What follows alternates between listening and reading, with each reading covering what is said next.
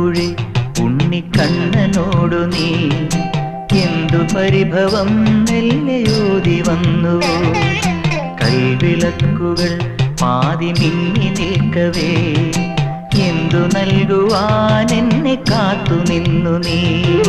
തൃപ്രസാദവും മൗന ചുംബനങ്ങളും പങ്കുവയ്ക്കുവാനോടി വന്നതാണു ഞാൻ